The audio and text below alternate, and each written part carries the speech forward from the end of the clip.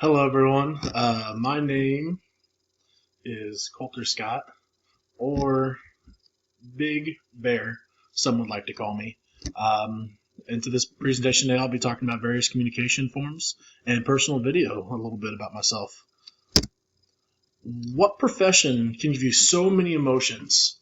Growing up, I always thought I wanted to just be a coach. I just wanted to do that. I love my sports and go through. But then I also really enjoy helping other people. And this was one way. And what other opportunities can you have to have so much professional growth in one career and then also be able to have so much emotion behind things? Where can you be a leader of a team? Where can you help kids with intellectual disabilities? Where can you have that and combine them all in one and be included of everybody?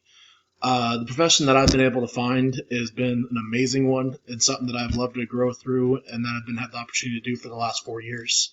And that profession is a special education teacher and then currently doing adaptive physical education. I work with the Auburn Washburn School District in Topeka, Kansas. We are a 6A school district, so we have a ton of students. I get the pleasure to work through with students from kindergarten to 12th grade and the 1821 program, which is a transition program for kids with intellectual disabilities. We have 12 different buildings that I float in and out of throughout the week. I also, like I said, get the opportunity to coach 3 different sports, so I keep my year very busy. I'm an assistant football coach. I coach freshman girls basketball, which is the current season we're in, and I also am the assistant track and field coach that gets kind of wrap up the year. I also get to help with one of my good friends with the sponsors of Unified Sports, which combines a couple of my passions, like I just said, of working with kids with disabilities and sports and kind of including everybody into one, which has been a ton of fun. Moving forward, who is CS? Right here, this is kind of all of me. I'm a son, I'm a brother, I'm an uncle. I get to be a teacher. I get to coach sports. I also get to do the special education thing, and I also get to be a part of a wonderful program called Young Life, which is a youth group. And that also has a Capernaum side of it, which is another inclusion program that I'm a part of. In the left-hand corner is a picture of my awesome family. I have 3 sisters, a wonderful mom, 2 brother-in-laws, and a great little nephew.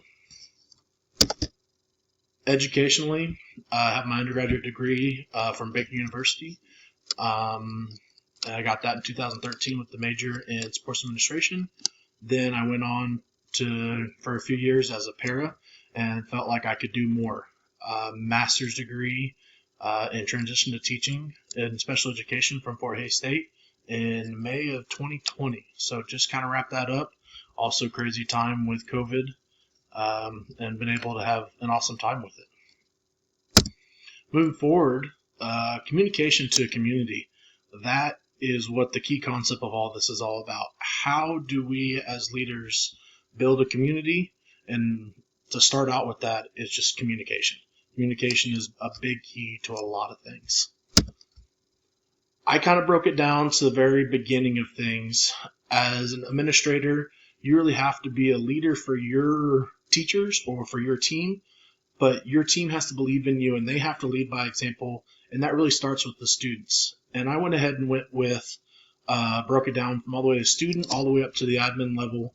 And these are different things that I have found important, and these are ways that I communicate with my kids to get the job done. Student communication, the biggest thing is visual schedules. First, thin visuals, stop and go signs, just so they understand what's happening. I also use augmentative alternative communication devices, AAC, and there's a list of those: iPad, tablets, choice boards, simple images, Dinovox, which is just another speaking tool. And at the beginning, when I introduced myself, I used a little bit of sign language. I have had the opportunity to be able to learn just a little bit of sign language throughout this position, just to be able to communicate with some of my kids.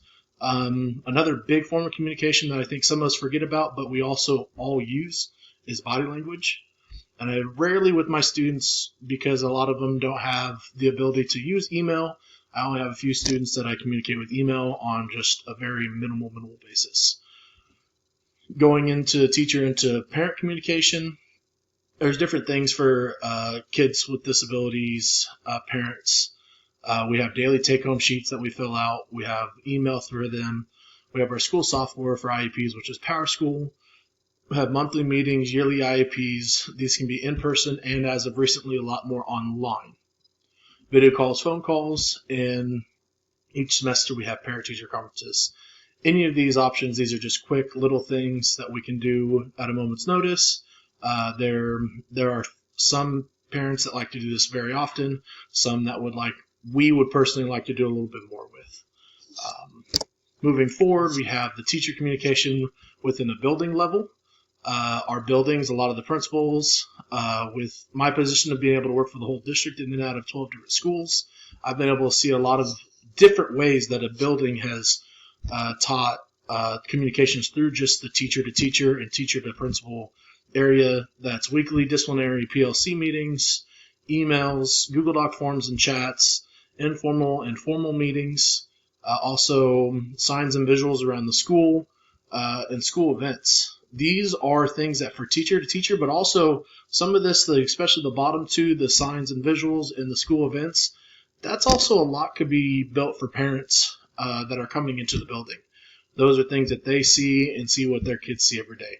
At the district level, for teachers and for staff and other staff, there's professional development days, there's all staff, there's individual meetings, emails. I personally have monthly meetings with the district office, in person or online. Bi-monthly board meetings are definitely one that definitely support the teachers, but also really building your community, having them, people, outsiders come in, and then fundraisers, same thing, support the school, that supports the families and the community that are around them.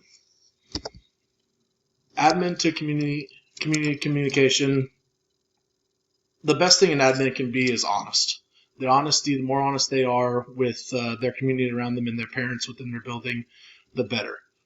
Really try to be more proactive than reactive to situations. Obviously, sometimes you're not going to be able to be proactive on something. Things are going to come up.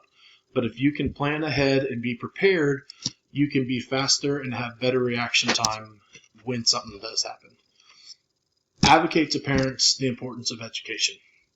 Parents know this, but it's also sometimes they don't understand maybe why we're asking for things or how they can help us more. Be transparent. Transparency is a big thing, but you can be transparent in a lot of different areas. Some you're not going to be. Be seen. Be out at events. Be out in town. Be at things. Make sure the community knows that you're willing to give back to them, not just going to take things. Be direct when giving information. You can be specific when you're giving blurbs, when you're giving things out to parents or to the community. They want to know what's happening, but you also can't be wordy about it. They need to know what's happening because we're going to move on to the next thing. And then the biggest thing I think is just listening. Have an open ear. Ways that you can do that with the community. Not everybody's going to come into person. We can have town halls, which is have a big meeting together, have surveys, open line of communication at all times. All those can look in different ways. Prioritizing these, just really being transparent and honest is a great thing to be at the top. Just being right there out in the open so they don't feel like you're hiding anything. After that, everything is pretty close, just right there following in line. Next, we talked about reading the resources that we read for this module. When introducing yourself, show you're passionate about something, and then the topic that you're discussing. Tell a story. Give the facts. If people want to know the facts about you, they'll normally go online, and they probably already know the facts about you. People will buy into you and what you're talking about if you show them how much you care. These articles that we read gave great information about the initial meeting with somebody, and then also how to follow up the next time you see them and how you can adjust your introduction in a positive way and keep moving things forward. I thought in the Gross article, the quote, "We make judgments of people we meet based off of split-section reactions. We hold on to our first impressions." So true. I know I do this all the time, and I can almost guarantee you we've done it today. But moving forward to being better in a building leader, this is a very important thing to portray ourselves in a good way at all times as much as possible, because we may never know when that first interaction with somebody may be. It could be at the grocery store and they see you there. It could be in the principal's office, in the building, around the school. You may never know when that interaction is going to be, so always portraying yourself in a good light as much as you can. The correlation to this would be throughout the assignment, there was an understanding of how to communicate with the school and community, starting with communication with each student, parents, and coworkers, and the community that makes up the school district. Being able to communicate with each individual group will look different. If able to communicate effectively with each group, it will assist helping with the needs to advocate for students, staff, and the community needs. This is relevant to what we're learning and how to become an administrator, is because it's always happening. Even when we don't think it is, like I said, the body language, when we're looking around, when we're walking around, it speaks a lot about you. And the way we communicate and the direct look into who we are as a person. Learning how to work in the needs of the school. If communicating is open and positive, then it will assist all of us when we're needing it to happen. Things to improve. This assignment made me really think about how to involve myself in the community in the aspects of creating a better environment for everyone involved in the district. I kind of took this assignment as from internal out, as an administration needs the support from their staff to help them be able to reach the community. Personal reflection.